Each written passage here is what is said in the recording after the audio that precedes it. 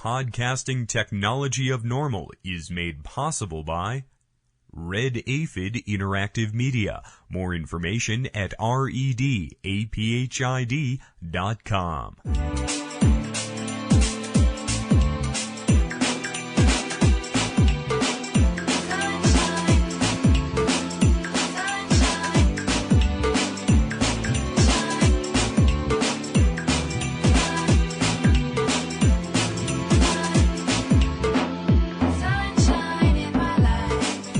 And distributed by the National Organization for the Reform of Marijuana Laws in Washington, D.C. This is your daily audio stash, the growing truth about cannabis. Welcome to the most popular audio podcast regarding marijuana in all of America and all the world, featuring interviews with scientists, politicians, doctors, prohibition policy activists, regular cannabis consumers, musicians, and NORML staff and NORML's board of directors, along with music and comedy no other podcast can offer. You can always find out more about the show at our website, NORMLAudiostash.com. We're ending marijuana prohibition with education, one listener at a time.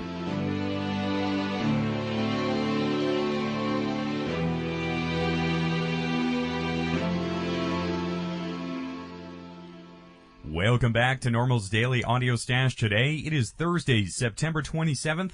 I'm your host, Chris Goldstein. Take a moment to join us at NORML to help end marijuana prohibition in America. Just visit norml.org to make your donation or join NORML today. A lot of folks have questions about the presidential candidates and their views on marijuana. We featured a lot of that content right here on NORML's Daily Audio Stash. There are two very good websites in this regard. One is sendtherightmessage.com and the other is granitestaters.com for Granite Staters for medical marijuana. We'll have links to both of those websites at normalaudiostash.com today. But two presidential candidates, one Republican and one Democrat, have interviewed right here on NORML's Daily Audio Stash. So we're going to revisit two of those interviews today. Republican presidential candidate Ron Paul has appeared here on the Audio Stash 4 times. Here's one of his interviews from May 24th. Today here on the Audio Stash, we're going to get the chance to speak with one of the candidates for U.S. President, Republican Ron Paul of Texas. Congressman Paul interviewed with us here in January, and he's currently a co-sponsor of the Industrial Hemp Farming Act. Congressman Paul has been particularly outspoken in his support for an end to the drug war. He supports medical marijuana, and he also supports an adult's right to choose their recreation, including smoking marijuana. You can hear Congressman Paul's January interview on the Audio Stash in our archive in the guest interviews section. We caught up with Congressman Paul during a busy week in Washington on Tuesday. Good afternoon, Congressman Paul. Welcome back to NORML's Daily Audio Stash today. Good to be with you. And thank you again for taking time to speak with us today, Congressman. First, let's talk about a piece of federal legislation you're co-sponsoring, the Industrial Hemp Farming Act. This bill has bipartisan support in Congress. Why do you think hemp is a good solution for us right now? Well, I approach this basically wanting to allow people to do what they want with their lives and with the economy. So it's a freedom issue with me, and it's senseless to prohibit the cultivation and the use of hemp. It just doesn't make any sense whatsoever. It seems to me to be a hysterical reaction and an overreaction to the war on drugs. So I'm all for providing an economic alternative to some of the things that we need. Who knows? Some people even say that hemp can make ethanol better than corn, and here we are prohibiting it from being used. So I'm for the market determining these things and not the government. I just assume the government just stay out of it completely. So the biofuels issue, that's something that's made hemp farming more poignant today. Right, and it sort of helps us, and yet, I think the narrow arguments are very, very important, and it sort of alerts people to the subject. But the larger issue is how do problems and solutions get solved? Is it with government regulation and prohibitions and subsidies? And too often in Washington, things like in energy, they're either totally subsidized and controlled by government and the special interest, or they're totally prohibited. And my view of what the government should be doing is providing a free environment for the markets to work and individuals to make their own free choices. So I think that's what we forget, and that's what I like to emphasize. But when the narrow argument of, maybe hemp is useful, maybe we could have jobs, and maybe we could, keep some jobs from going overseas, I think these are all important arguments, but to me they're secondary to freedom of choice. And Congressman Paul, you're running for president, so let me ask, if you're in the White House, what changes could be in store at the DEA and the ONDCP? Would there be pressure from you in the Oval Office on the DEA to stop raids in California on medical marijuana dispensaries? Yeah, and I think you'd have proper authority to do that. You direct the Justice Department on what they should be doing and shouldn't be doing, and I don't subscribe to the overriding of state laws by the federal government, where if the federal government or a directive or a regulation or a Congress or a court rules and they make a mistake, it's just so overwhelming. So I think as president, I would just not prosecute. I would recognize and defend it under the 9th and the 10th Amendment, that this is not permissible by the president to do this. And likewise on some of these laws, the laws I wouldn't sign into effect, and when it's a clear-cut opportunity, they should be challenged in court and work to get them thrown out, in the best manner possible. And Congressman, in regards to medical marijuana, we've seen a tremendous amount of science published on the topic. Would you, as president, have research done on medical marijuana? Well, I wouldn't use taxpayers' money to do any research. I would just get the government out of the way and let people do what they want, and the medical profession should do the research necessary. And I think a lot would have been done by now if we'd have just gotten out of the way, but the prohibition is the worst part.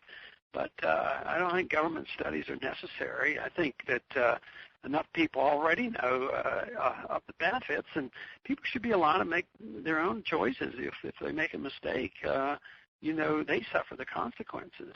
But it would be a tremendous incentive if they didn't think the government was there to tell them what is bad and what is good. If it's the government to do the research and say, oh, this is good, it's the same principle as the government making a decision and saying it's bad. So I don't particularly want them to do either one. I want the burden of decision making be placed on the individuals and the communities and the parents and if anything, local government at the very most. But I don't think that studies to find out what's good or bad about any substance is a proper role for the federal government.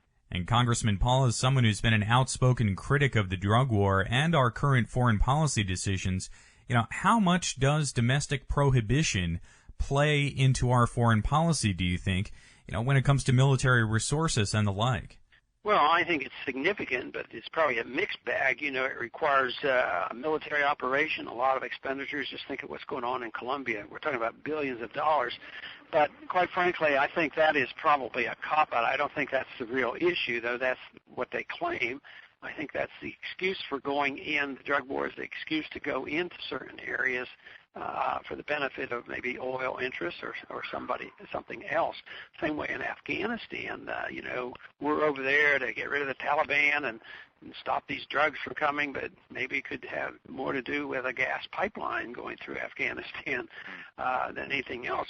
But I think they're very much aware of how much money is in the drug war, how much is involved, and I think many governments, including our own CIA, see some benefit to raise money outside the normal circles. And I think the Iran-Contra affair indicated pretty strongly that our CIA was involved in actually using some of this money, drug money.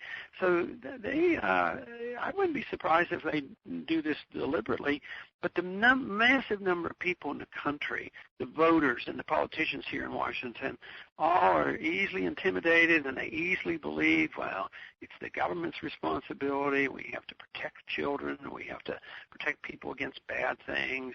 And they vote that way because they think they're helping, or even if they are convinced it's not helping, they're convinced they better because they think that they can't possibly ever be elected or reelected to government if they tell the truth about the drug war.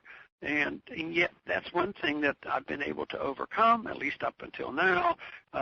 In my district, they know where I stand, and I've always been very clear that the drug war is a lot worse than the drugs themselves. Yet I've also had to convince the people in my district that I don't like drugs. I don't like illegal drugs. I don't even like most legal drugs, and point out that governments too often, and doctors, the medical profession, encourages overuse of prescription drugs, and here we now have our federal government doing mandatory mental health testing for every kid in school, and when they do some studies on this, they find out that about 10% of the kids are getting put on these drugs, and I think the evidence is strong that many kids on these drugs end up, participating in violent acts. So this is what the government does with drugs with all their good intentions. I think too often they end up doing a great deal of harm in the area which is called legal.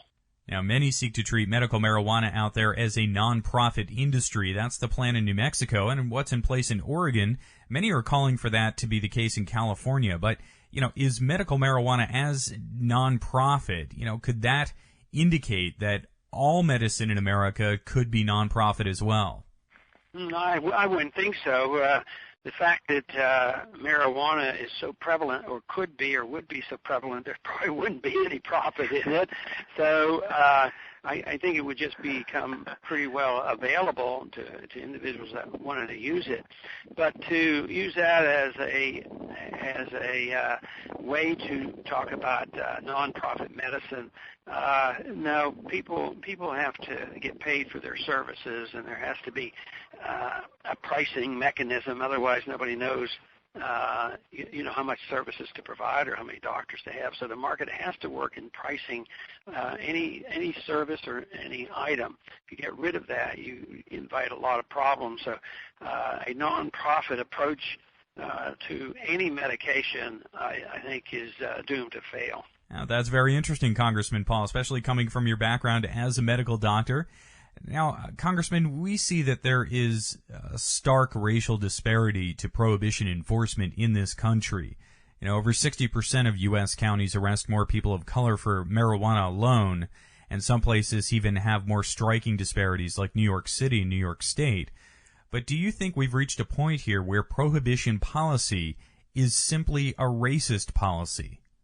Well, I think it's turned into that, but I think it's always been a civil rights issue. It's your right to make your own choice about your life, and if you make a bad choice, you have to suffer the consequences. So it's part of the liberal mentality that the government is our protector. So some liberals who don't like these laws against marijuana subscribe to laws that are, they provide the economic safety net, and therefore the government is assumed to be their protector in economic sense. Well, why wouldn't it be logical to go to the next step and say, well, they're to protect us in a physical sense from what we eat and drink and smoke? And, of course, this is the same mentality that leads to the runaway legislation after 9/11.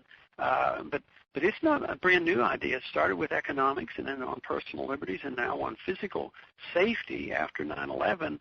But I don't subscribe to that. I don't think the federal government should be a nanny state. But I think to win this fight, I think we all should be more consistent in arguing getting rid of the nanny state in all three areas, not just because one would lose credibility if they say, well, we want freedom of choice, on the drugs we take, but nothing else. We don't want true freedom of choice in economic policy, and we don't want true freedom of choice, when it comes to physical safety and security. So I think the principle has to be that the government is there to provide freedom and freedom of choice, and the responsibilities fall on us in all the areas. Now, Congressman, in your presidential run, the online polling following the MSNBC and Politico.com debate overwhelmingly declared you the winner of that debate. Let me ask here, during our podcast, how much you think the internet and online media are perhaps beginning to affect politics. Well, a lot of news these days first starts on the internet, and then the internet or the major media monitor the internet, and then sometimes that goes on and becomes mainstream in conventional media. And I think that's what's happening in the political sense, that we're getting tremendous attention on the internet, and lo and behold, now we're getting a lot of major calls from major news network, much more so than I ever got before. So I think it plays significantly. I don't think that you can totally win a campaign that way, only on the internet, but it sure can get attention of the major media, and you can raise a lot of money. You can find supporters and volunteers. It's very, very big, much bigger now than it was even 4 years ago. You've also been speaking about online freedom. Let me ask, are you a frequent internet user? How much are you online? I constantly use it. It's my method of doing research and reading and finding public opinions, and I think it's fantastic. And also, I think what helps me on that is I am known for the greatest champion of keeping the internet totally free of government manipulation, which if you're in a conservative district like I am, it's a mixed bag because people are afraid you allow things on the internet that are taboo and they don't like, and in things that I wouldn't even endorse. But once again, I put the responsibility back on the individual and on the parents to monitor this and using the use of technology if there are things on the internet they don't like. But I don't want to tax the internet, and I don't want to ever regulate it. And when they did any surveys on voting patterns, I won that survey by a lot, that I'm the strongest defender of the internet. And I think young people are very much aware of that, and they like that position. For instance, I think one of the silliest things for people to do is lose money in gambling, yet I'm a champion of allowing you to make up your own mind just on what you smoke and drink.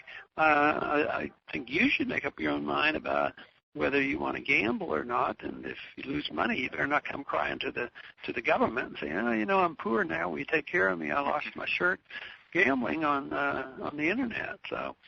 So freedom is great, but it does presume that individuals will assume responsibility for themselves, and that's the key to it. Well, Congressman Paul, I know you're having a busy day there in Washington, D.C. I want to thank you again for taking time to speak with us here on NORML's Daily Audio Stash. Okay, very good. Thank you. Good to be with you. Republican presidential candidate Ron Paul there in his May 24th interview here on the Audio Stash. We're going to speak with Congressman Paul again very soon here in the future.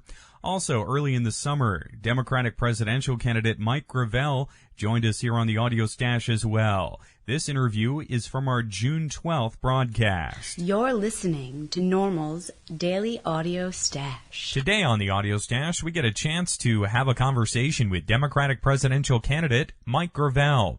Mr. Gravel served 2 terms as U.S. Senator from Alaska and has been campaigning hard across the country and in debates for the Democratic nomination for U.S. President. He's the only presidential candidate so far to call for the outright legalization of marijuana. Senator Gravel, welcome here to NORML's Daily Audio Stash today. Well, thank you very much for welcoming me to your stash. Wonderful to speak with you today, Mr. Gravel. First, let me ask what this experience has been like for you of running for president. Well, of course, running for president, it's like Jack Kennedy said, running for president is the tough part. Serving is going to be a cakewalk. And with respect to the debates, clearly the mainline media, or many of the pundits, view me as the crazy uncle coming out of the attic after so many years out of office. But I look upon more like what Leah Iacocca, the title of his book, where have all the leaders gone? Well, one is coming back, and he's running for president of the United States, and it's me. Now, you've been very outspoken on the marijuana issue. You made a statement recently that you would favor the legalization of marijuana. Tell me, where does that belief come from? Well, where does it come from? Because our whole drug policy is insane. If I defy anybody in American culture to not realize that the whole Prohibition era was a failure in American democracy and criminalized untold numbers of people and brought about great disrespect for the law. Now, when you have a bad law and people don't obey it, well, it flows over to other areas. So where I come from, it is a realization from day one that the prohibition against marijuana and the problems with hard drugs is not a criminal problem. It's a public health problem, and we have to deal with it as a public health problem. And so here what we've done is we've filled our prisons full of people that shouldn't be there, and we've criminalized a substance that is not nearly as serious as alcohol in terms of addiction. And so people can go buy a fifth of booze and drink it all, and that will do 100 times more damage than marijuana, a similar quantity of marijuana would do. In fact, it's generally known that there are healing properties to the use of marijuana. So we spend as a nation anywhere from $50 to $70 billion a year on this whole prohibition of drugs, illegalization of drugs. We not only criminalize a lot of our people, but we destabilize countries like Mexico, Colombia, and Afghanistan, and during the Vietnam era, our whole CIA was involved in some of this stuff. It's just pathetic, and it's the religious right, by and large, that has been pushing this. People like Bennett and others, and they have their addictions.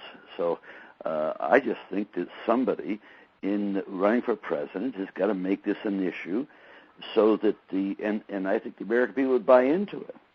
That we don't need to do this, and we can begin to treat it as a public health problem. So this is a long-standing position for you regarding marijuana legalization. I've felt this way essentially all of my adult career, and have never been in a position to try to offer some leadership in that regard. And now that I'm running for president, for two reasons: one, to end the war, and the other is to empower people to become lawmakers. And so, in this capacity, I just stepped forward and trying to provide some leadership to change the direction of the country in this regard. That the American people are smart enough that if we face up this problem politically and nationally, that they will come down on the right side of this, and the right side being that we should decriminalize totally marijuana, make that as legal as alcohol, and that with respect to the rest of the drugs, that we should legalize their regulation. That then will help. Not only the money will save, we can now spend on helping people get rid of their addiction. But anybody that wants any hard drugs can go to a doctor, register, and then we can begin and then provide them with drugs that they don't have to go to the criminal element in society to get their drugs. So that changes the whole dynamic. It puts the government in the position of trying to help people rather than trying to imprison them. And they come out of prison. We've now taught them how to be criminals. They come out of prison, and then they go commit crimes to sustain their habit. That's absolutely ridiculous and suicidal from a sociological point of view. So that's as much as I know on the Alaska side. I do know that there have been some studies that show, and quite lengthy studies, 12 years, where there's been no trace of proving that marijuana, the use of marijuana or cannabis, that would lead to addiction to hard drugs. It's totally drinking 4 martinis or 1 martini, whatever, 2 martini lunch doesn't lead to alcoholism any more than smoking or enjoying marijuana, whether it's in brownies or other forms. Senator Gravel, you've been outspoken about the Iraq conflict as well. stating that you would immediately bring the troops home. Let me ask, how much do you think prohibition has played into the kind of power-taking we've seen in the last 7 years that has created this whole foreign policy situation? I don't know, and that's a very good question. I do know this, that the interrelationship of issues that limit our freedom, and these have been on the increase, obviously. You know, with the attitude towards war, the fear that's induced by the military-industrial complex for the last 50 years in our society. Because if you can keep society living in fear, you can sell them almost anything for their protection. We see this with the extent, or the overblown extent, of Homeland Security, and so fearing drugs, and of course the whole drug program creates criminals. So now you got to fear these criminals that are pushing drugs or on drugs or what have you. And then of course the answer to that is you've got a problem on the streets, so you now got to empty the streets out, put everybody in jail. Here, think of the shame of our democracy that we have more people, 2.3 million people in jail, more than any other country in the world. And we're supposed to be a free country. So no, I think, Chris, it interrelates, and I keep saying this, that what we need is a president that calls upon the courage in all of us. And the reason why I use courage, which is so important, because that's how we can implement the rest of our virtues. Now, FDR, faced a similar problem, very similar. He's the one that ended prohibition, and also he's the one that called upon the people to put their fear aside. There's no reason to have the amount of fear we have in this country: fear of terrorists, fear of gays, fear of people of color, just fear of immigrants, fear of communists. There's just no end of this. And of course, their response is, well, we got to do a war on this, war on terrorism, war in Iraq, war in Afghanistan. And now we want to, many of these same people want to do a war in Iran. There's just no end to this whole approach. And so back to your original point, is this all interrelated? I sure think it is. And Senator Gravel, you talk very strongly about leadership. We don't see our elected officials taking on some of the most important yet controversial topics, like prohibition or poverty reduction or even health care, outside of some electioneering. Is that something you find pervasive in American politics right now among all the parties? Yes, it is, and it's difficult. Since leaving office, I've really kept myself informed, and I'm a theorist, and so I've developed this legislation to empower the American people by being able to make laws. But I don't have a magic answer for that. I really don't. It's a thoughtful question. I have thought about it extensively, and the only answer that I can come up with, because I come to this conclusion, there's only two venues for possible change. You want to improve our society. You want to improve the nature of representative government. And so how politicians act is really dictated by the way representative government works. And politicians learn early on that if you take on controversial subjects, you're going to alienate one of two parties. And so you learn the art politically of not taking on controversial subjects, which means you don't advance society by providing thoughtful solutions that then can be discussed at length within the polity, but you stay away from that. And so what politicians learn, and this is a bit of a cliche joke, is that, the person who's really commanded the art, and I did in my heyday, my salad days when I was in the Senate, is you can tell people to go to hell and make them look forward to the trip. That's a politician.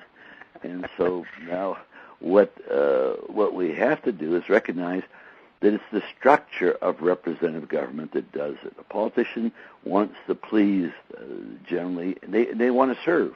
And we get a lot of good people to go into politics and public service, and we need a lot more. But what happens is the longer they're there, the more they enjoy the heady wine of power. And power corrupts. It corrupts everybody.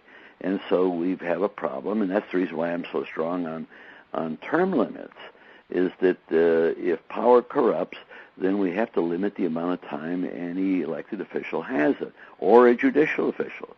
I would put term limits on the one term for the president, 12 years for senators, 12 years for House members, but make their terms 4 years rather than 2, and then term limits on the entire judicial system, that including the Supreme Court, 12 years, and you're up and you're out. This way, you turn over the leadership of the country. We'll never get back to what many thought we should have, just citizen elected officials. No, life is too complex now in our society. But what we can do is turn over the number of people that serve and use power, so that you have a continuous influx. What I've noticed as an elected official is that most, and this is what I've observed in the Senate historically and in my own case, most of the people do all of their great work in their first term, first 6 years. I did it in 4 years. And so after that, you're sitting there trying to keep your power. You're careful what you have to say because you're afraid that people will vote against you and throw.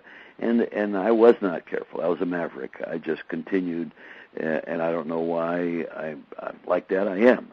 All I got to do is try to see if I can't persuade, at least now in the Democratic race, enough Democrats to get me the primary nomination, and I think I would have an opportunity. And then I'm positive I could eat all of these Republican lunches that are standing up and talking about warmongering, talking about fear. I think the American people are ready for a new dialogue in that regard. Now, will I get elected? It all depends on the people. I've made a calculation. I'd like to be president. I think I could do an unbelievable job there.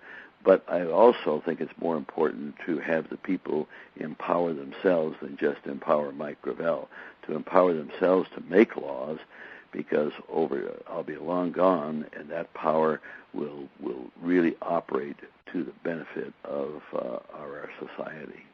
Well, Senator Gravel, this has been a great conversation here today. I cannot thank you enough for taking time. Senator Mike Gravel is running for the Democratic nomination for U.S. President. We have links to his website on our website today at normalaudiostash.com. Let's get to some music today from the Independent Online Distribution Alliance. Here's Barrington Levy with Ragamuffin from the original Ragamuffin CD.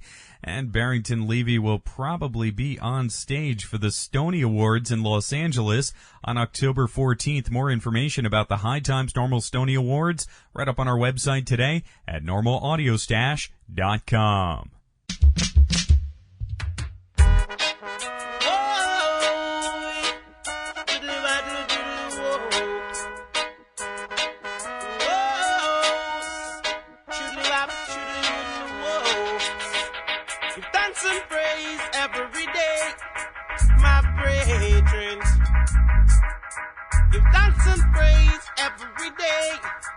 My C strings. No matter where you go, that will always stay with you. Anything you say, that will always hearing you. Anything you do, that is watching you. Sing, ragamuffin, ragamuffin, ragamuffin, ragamuffin. Ragamuffin, ragamuffin, ragamuffin, stop your loafing. Ragamuffin, ragamuffin, ragamuffin, stop your shoe.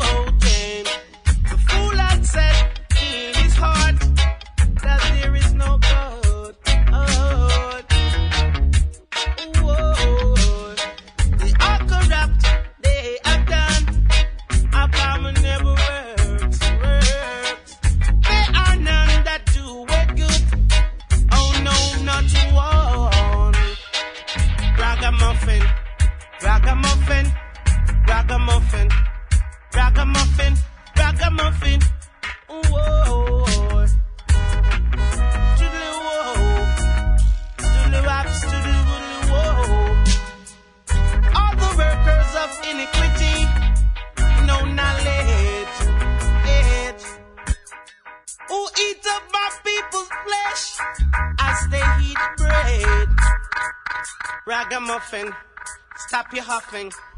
Ragamuffin, stop your loafing. Give thanks and praise every day. My brethren, drink. Give thanks and praise every day. My sisters. Anywhere you go, God is there with you.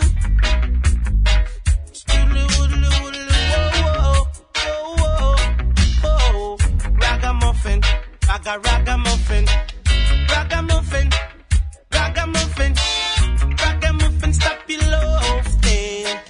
Ragamuffin, ragamuffin, ragamuffin, stop your loafing. Whoa, whoa, see, whoa. Anything you do, don't you know that is watching you? Anything you say, that is hearing you.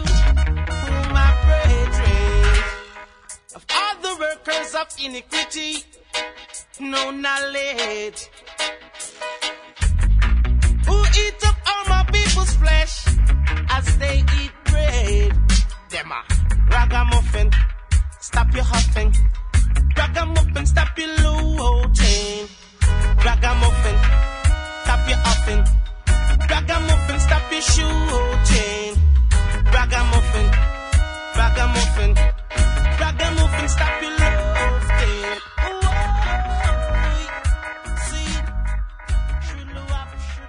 Barrington Levy there with the original Ragamuffin from the Independent Online Distribution Alliance. You can catch him on stage live at the Normal High Times Stony Awards in Los Angeles on October 14th. 76% of Americans no longer support arresting and jailing marijuana smokers, and nearly as many support the medical patients having access to medical marijuana.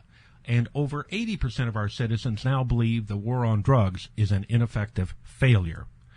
So the question is, when will the government's misguided war on adult marijuana smokers finally end? When? Simple. When you and your like-minded friends, family, and coworkers get involved with an organization such as the National Organization for the Reform of Marijuana Laws, also known as NORML. My name is Keith Stropp, and I founded the organization in 1970. Contact us at NORML, toll-free, 888-67-NORML, or by visiting the organization's up-to-date webpage at www.normal.org.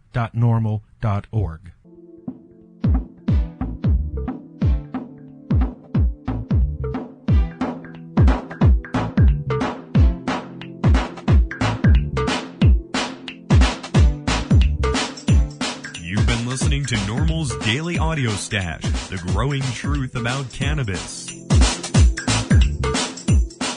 Make sure you visit our website at normalaudiostash.com. That's NORMLAUDIOSTASH.com for more information about every day's show.